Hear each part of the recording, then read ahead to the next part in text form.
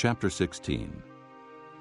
Now Sarai, Abram's wife, had borne him no children, but she had an Egyptian maidservant named Hagar. So she said to Abram, "The Lord has kept me from having children. Go, sleep with my maidservant. Perhaps I can build a family through her." Abram agreed to what Sarai said. So after Abram had been living in Canaan 10 years, Sarai his wife took her Egyptian maidservant Hagar and gave her to her husband to be his wife. He slept with Hagar, and she conceived. When she knew she was pregnant, she began to despise her mistress. Then Sarai said to Abram, "You are responsible for the wrong I am suffering.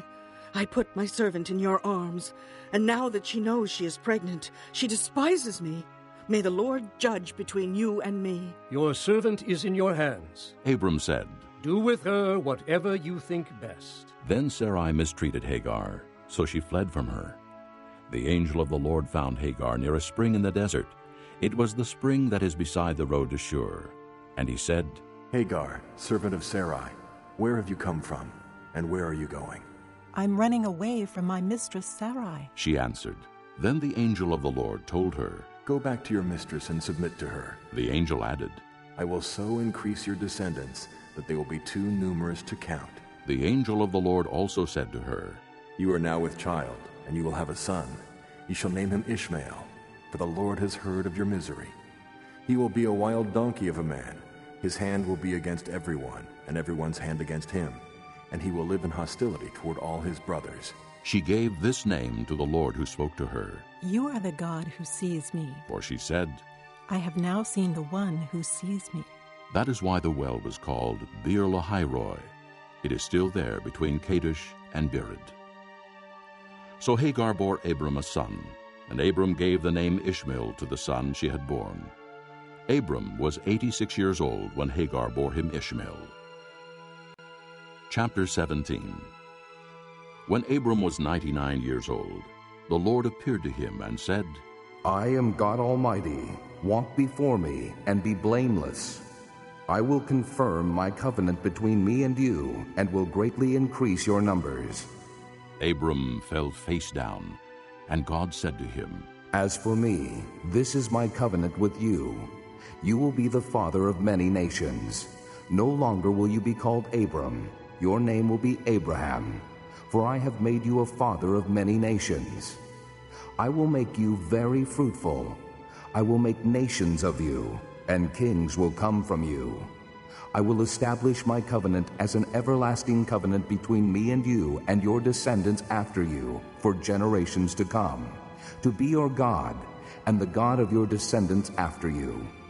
The whole land of Canaan, where you are now an alien, I will give as an everlasting possession to you and your descendants after you, and I will be their God." Then God said to Abraham, "As for you, you must keep my covenant, you and your descendants after you, for the generations to come. This is my covenant with you and your descendants after you, the covenant you are to keep. Every male among you shall be circumcised. You are to undergo circumcision, and it will be the sign of the covenant between me and you. For the generations to come, every male among you who is 8 days old must be circumcised, including those born in your household, or bought with money from a foreigner, those who are not your offspring. Whether born in your household or bought with your money, they must be circumcised. My covenant in your flesh is to be an everlasting covenant. Any uncircumcised male who has not been circumcised in the flesh will be cut off from his people. He has broken my covenant." God also said to Abraham, "As for Sarai, your wife, you are no longer to call her Sarai. Her name will be Sarah. I will bless her, and will surely give you a son by her. I will bless her so that she will be the mother of nations. Kings of peoples will come from her." Abraham fell face down. He laughed and said to himself, "Will a son be born to a man 100 years old? Will Sarah bear a child at the age of 90? And Abraham said to God, If only Ishmael might live under your blessing." Then God said, "Yes, but your wife Sarah will bear you a son, and you will call him Isaac. I will establish my covenant with him as an everlasting covenant for his descendants after him. And as for Ishmael, I have heard you. I will surely bless him. I will make him fruitful and will greatly increase his numbers. He will be the father of 12 rulers, and I will make him into a great nation. But my covenant I will establish with Isaac, whom Sarah will bear to you by this time next year. When he had finished speaking with Abraham, God went up from him. On that very day, Abraham took his son Ishmael and all those born in his household, or bought with his money, every male in his household, and circumcised them as God told him. Abraham was 99 years old when he was circumcised, and his son Ishmael was 13. Abraham and his son Ishmael were both circumcised on that same day, and every male in Abraham's household, including those born in his household, or bought from a foreigner, was circumcised with him. Chapter 18. The Lord appeared to Abraham near the great trees of Mamre while he was sitting at the entrance to his tent in the heat of the day. Abraham looked up and saw 3 men standing nearby. When he saw them, he hurried from the entrance of his tent to meet them and bowed low to the ground. He said, If I have found favor in your eyes, my lord, do not pass your servant by. Let a little water be brought, and then you may all wash your feet and rest under this tree. Let me get you something to eat, so you can be refreshed, and then go on your way, now that you have come to your servant. Very well, they answered. do as you say. So Abraham hurried into the tent to Sarah. Quick, He said, get 3 seahs of fine flour and knead it and bake some bread. Then he ran to the herd and selected a choice tender calf and gave it to a servant who hurried to prepare it. He then brought some curds and milk and the calf that had been prepared and set these before them. While they ate, he stood near them under a tree. Where is your wife Sarah? They asked him. There, in the tent. He said. Then the Lord said, I will surely return to you about this time next year, and Sarah your wife will have a son. Now Sarah was listening at the entrance to the tent which was behind him. Abraham and Sarah were already old and well advanced in years, and Sarah was past the age of childbearing. So Sarah laughed to herself as she thought, After I am worn out and my master is old, will I now have this pleasure? Then the Lord said to Abraham, Why did Sarah laugh and say, Will I really have a child now that I am old? Is anything too hard for the Lord? I will return to you at the appointed time next year, and Sarah will have a son. Sarah was afraid, so she lied and said, I did not laugh. But he said, Yes, you did laugh. When the men got up to leave, they looked down toward Sodom, and Abraham walked along with them to see them on their way. Then the Lord said, Shall I hide from Abraham what I am about to do? Abraham will surely become a great and powerful nation, and all nations on earth will be blessed through him. For I have chosen him, so that he will direct his children and his household after him, to keep the way of the Lord by doing what is right and just, so that the Lord will bring about for Abraham what he has promised him. Then the Lord said, The outcry against Sodom and Gomorrah is so great, and their sin so grievous, that I will go down and see if what they have done is as bad as the outcry that has reached me. If not, I will know. The men turned away and went toward Sodom, but Abraham remained standing before the Lord. Then Abraham approached him and said, Will you sweep away the righteous with the wicked? What if there are 50 righteous people in the city? Will you really sweep away and not spare the place for the sake of the 50 righteous people in it? Far be it from you to do such a thing, to kill the righteous with the wicked, treating the righteous and the wicked alike. Far be it from you. Will not the judge of all the earth do right? The Lord said, If I find 50 righteous people in the city of Sodom, I will spare the whole place for their sake. Then Abraham spoke up again. Now that I have been so bold as to speak to the Lord, though I am nothing but dust and ashes, what if the number of the righteous is 5 less than 50? Will you destroy the whole city because of 5 people? If I find 45 there, He said, I will not destroy it. Once again he spoke to him. What if only 40 are found there? He said, For the sake of 40, I will not do it. Then he said, May the Lord not be angry, but let me speak. What if only 30 can be found there? He answered, I will not do it if I find 30 there. Abraham said, Now that I have been so bold as to speak to the Lord, what if only 20 can be found there? He said, For the sake of 20, I will not destroy it.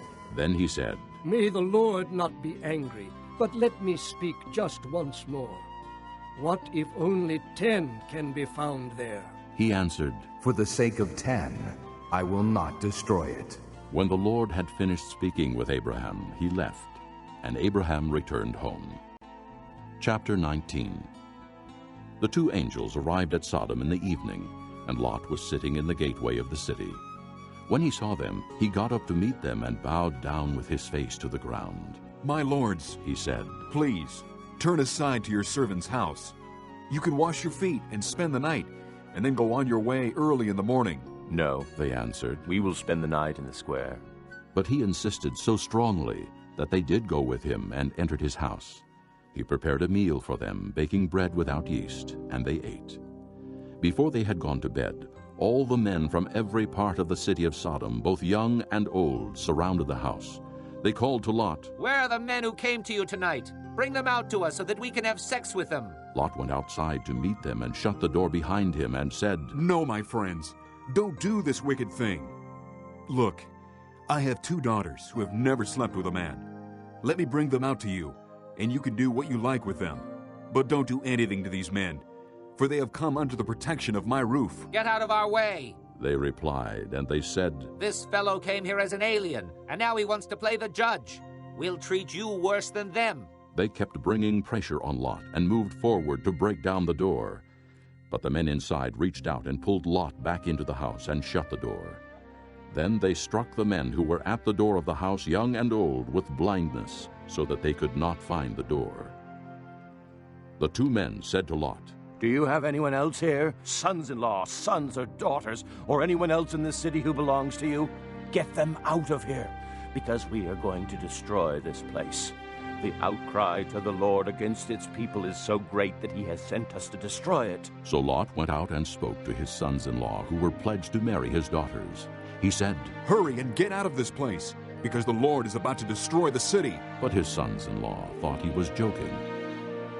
With the coming of dawn, the angels urged Lot, saying, Hurry, take your wife and your 2 daughters who are here, or you will be swept away when the city is punished. When he hesitated, the men grasped his hand and the hands of his wife and of his 2 daughters, and led them safely out of the city, for the Lord was merciful to them.